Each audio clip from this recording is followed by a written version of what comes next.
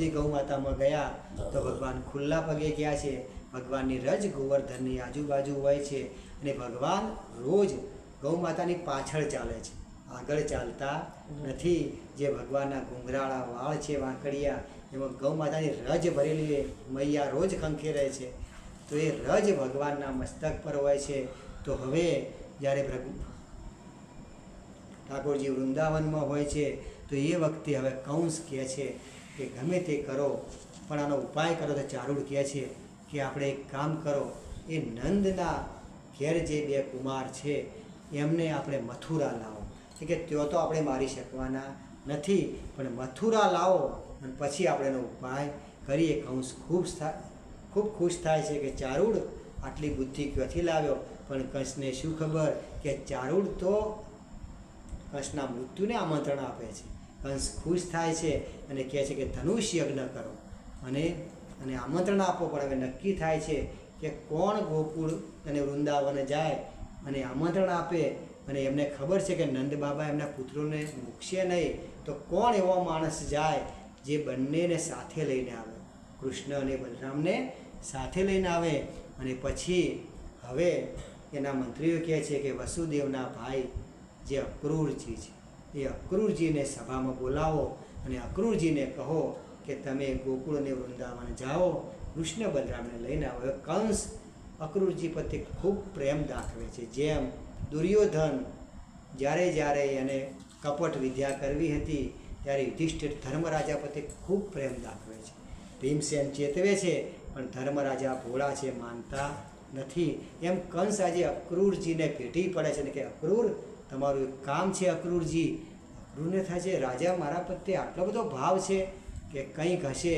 તો કહે છે બોલો રાજા, તો તમારે કે વૃંદાવન જવાનું, રથ લઈને પાછો સોનાનો રથ, કેટલો આજે એને આનંદ છે ને કે સોનાનો રથ લઈને જાઓ.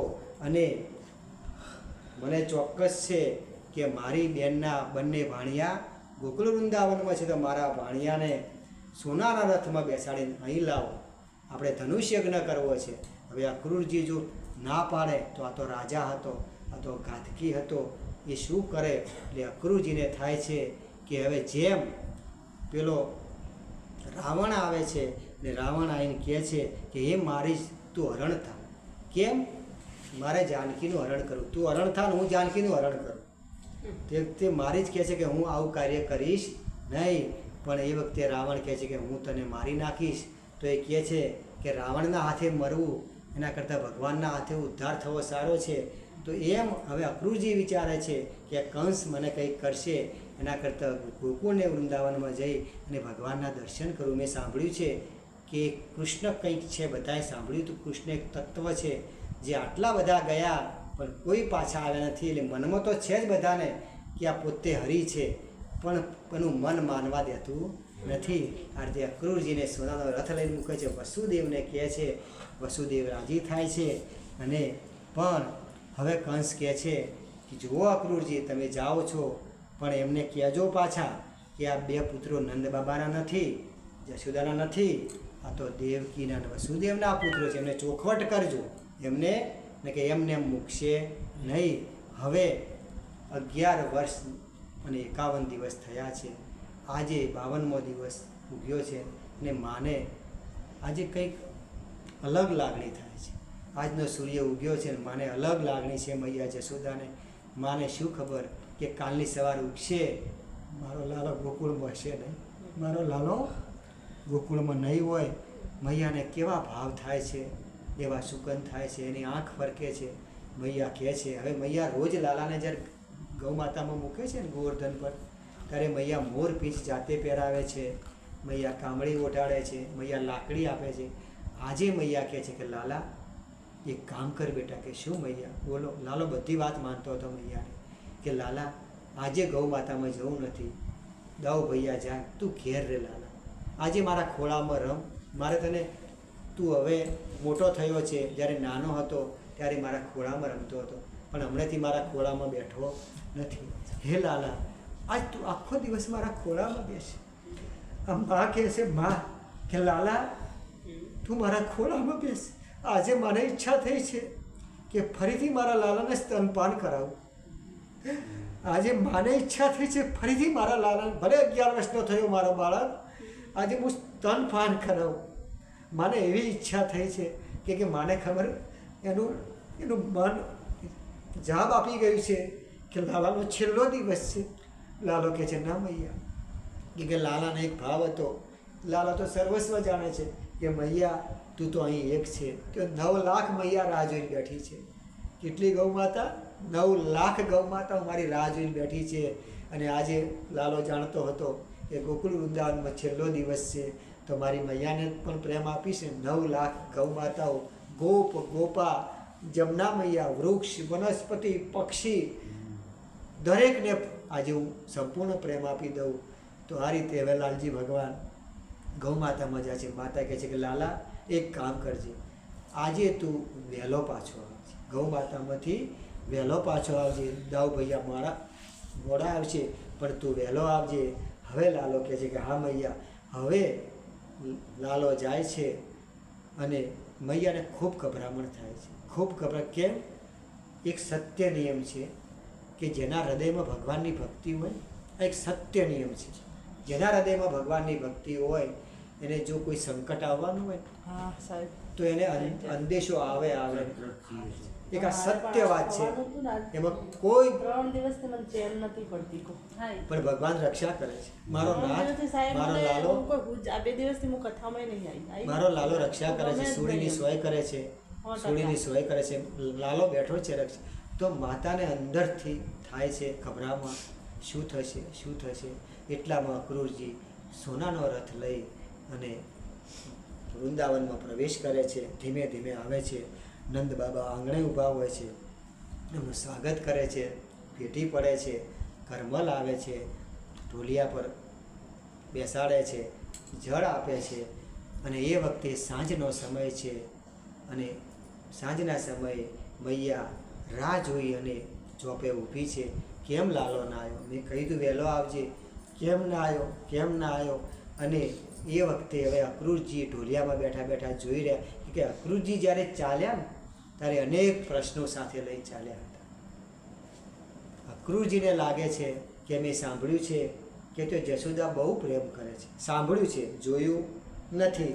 કે જશોદા ખૂબ પ્રેમ કરે છે, તો હું કઈ રીતે કહીશ કે તારો પુત્ર નથી?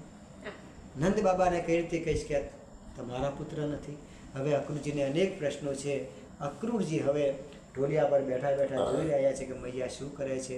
હવે સંધ્યાનો ટાઈમ છે, ગૌ માતા આવી રહી છે અને લાલો ગૌ માતાની પાછળ લાકડી લઈ ઘૂંઘરાળા, જે સુખદેવ મુનિનું વર્ણન છે કે હે રાજા, મોરપીંછ પહેર્યું છે, કાંબળી ઓઢી છે, પીળું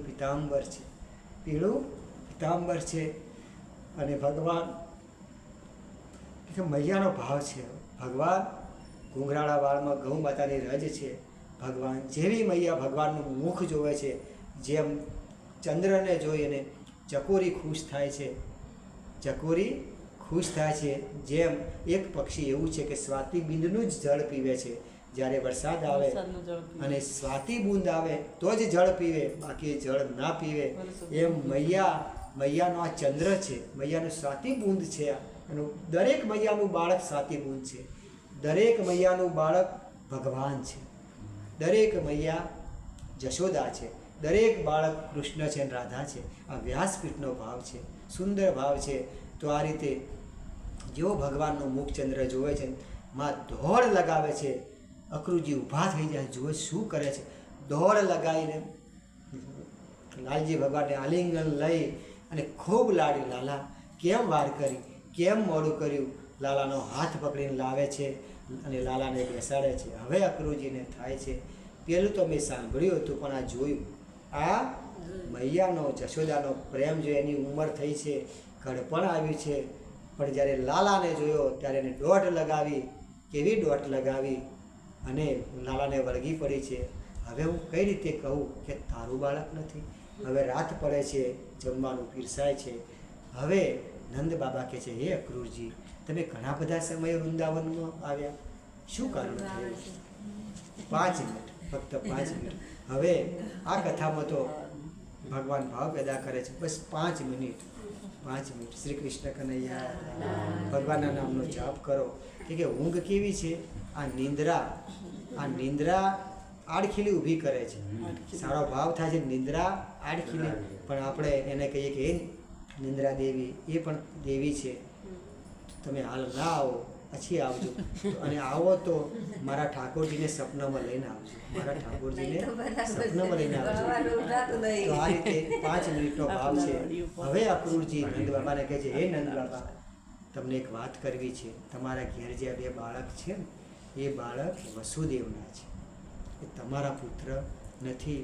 મા દેવકી દૂર ઊભી, મા જશોદા દૂર ઊભી હોય છે, અને એ વખતે નંદ બાબા ઊભા થઈ, અક્રૂર તમે શું કહો છો? મારા બાળક નથી? કે હા, અષ્ટમીના દિવસે જ્યાં કૃષ્ણ છે એને વસુદેવ તમારા ઘેર મૂકી ગયા હતા ટોપલામાં, તમારા ઘેર બાળકીનો જન્મ થયો હતો, એને લઈ ગયા હતા. આ વાતની કોઈને ખબર નથી. વસુદેવે મને કહ્યું છે કે આ મારો પુત્ર છે.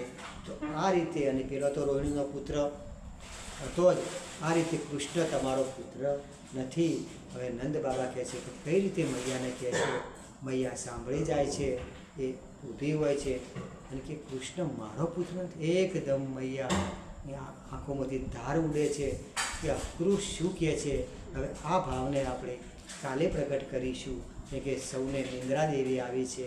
નિંદ્રા દેવી તો આપણો થાક ઉતારે છે. નિંદ્રા દેવી આપણને ભગવાનના સપનામાં દર્શન કરાવે. નિંદ્રા દેવી ભગવાનના સપનામાં દર્શન કરાવે છે. તો નિંદ્રા દેવીનો તો આ રીતે હવે ભગવાનનો સુંદર ભાવ થયો.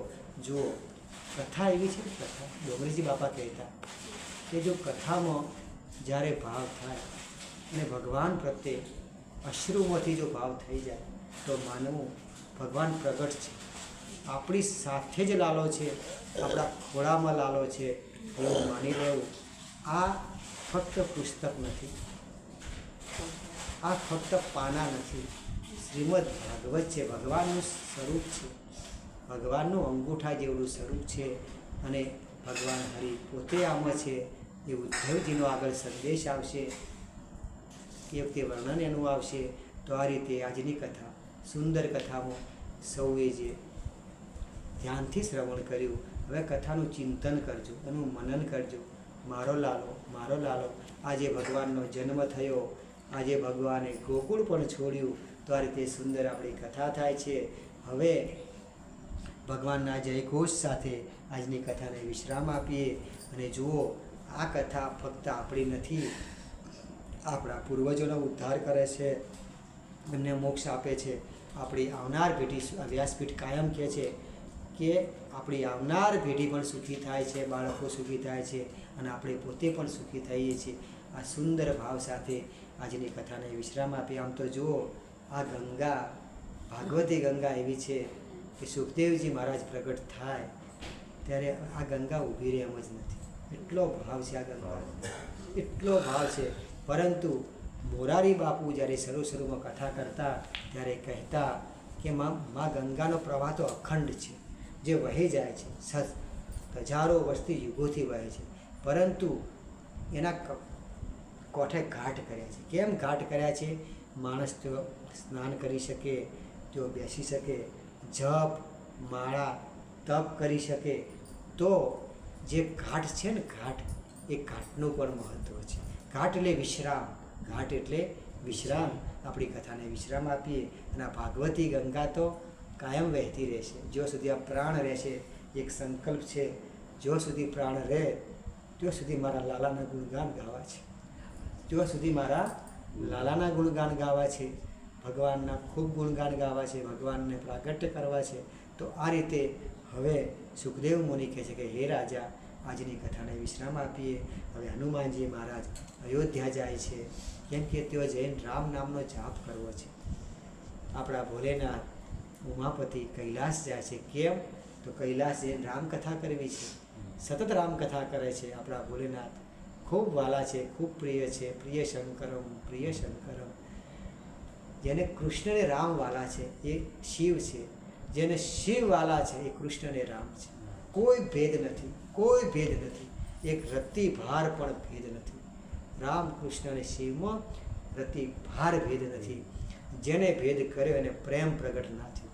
પ્રેમ પ્રગટ થાય નહીં તો આ રીતે હવે આપણા ઠાકોરજીને અંતરમાં રાખીએ, હૃદયમાં રાખીએ. કેમ કે લાલાને તો ક્યાંય મૂકવો નથી, અંતરમાં હૃદયમાં પ્રગટ કરીએ, ત્યાં સ્થાન આપીએ.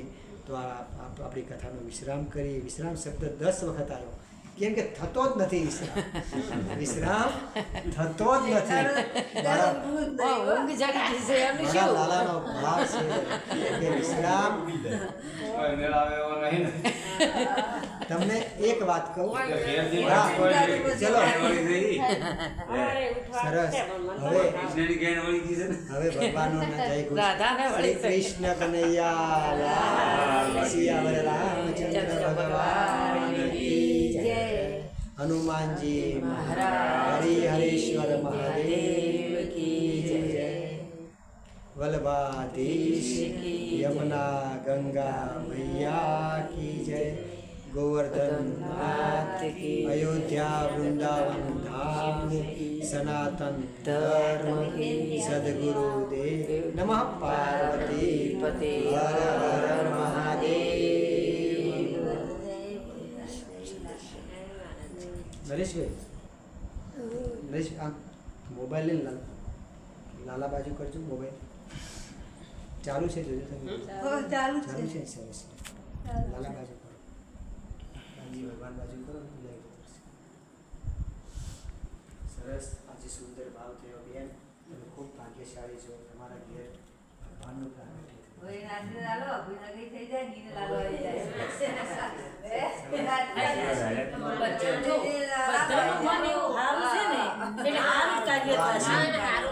સારું કાર્ય થશે.